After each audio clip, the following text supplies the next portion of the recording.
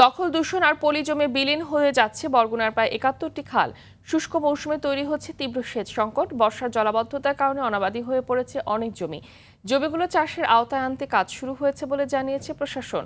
বরগুনার পাথরঘাটার প্রতিনিধি তাওহিদুল ইসলাম শুভর পাঠানো তথ্যচিত্রে বিস্তারিত জানাচ্ছেন সাকিব আল হাসান।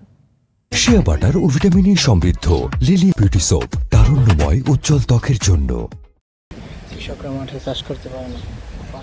বঙ্গোপসাগরের স্রোতে উপকূলীয় জেলা বরগুনায় সৃষ্টি হয় পায়রা নদী, আন্ধারমানিক নদী এবং শতাধিক খাল। একসময় এই খালগুলোতে শীত মৌসুমের জন্য মিঠা পানি সংরক্ষণ করা হতো। বর্ষায় এসব খাল দিয়ে পানি বয়ে যেত বঙ্গোপসাগরে।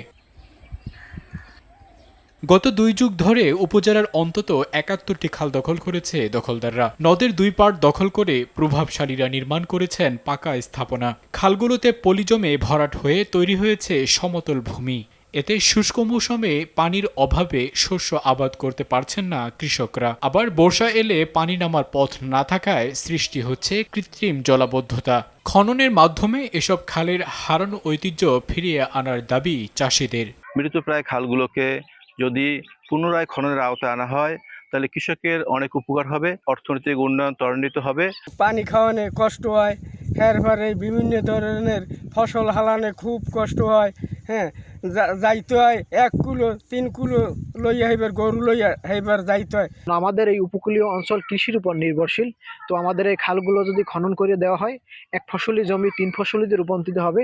এতে কৃষকরা আসলে আর্থিকভাবে লাভবান হবে। খননযোগ্য খালের তালিকা তৈরি করা হয়েছে বলে জানালেন উপজেলা নির্বাহী কর্মকর্তা। সবগুলা খালি আমরা খননের আসলে চিন্তা ভাবনা হচ্ছে সরকারের পক্ষ থেকে। এটি আমাদের বর্তমান সরকারের একটি নির্বাচনী ইশতেহারও ছিল। সেক্ষেত্রে আমরা আশা করছি তালতলির এই ৭১টি খালের প্রত্যেকটি দখলমুক্ত হবে, একই সাথে এইগুলা খালগুলো পুনঃখনন করা হবে। দ্রুত খালগুলো দখলমুক্ত করে সংস্কারের দাবি বরগুনাবাসীর। সাকিব আল হাসান, RTV।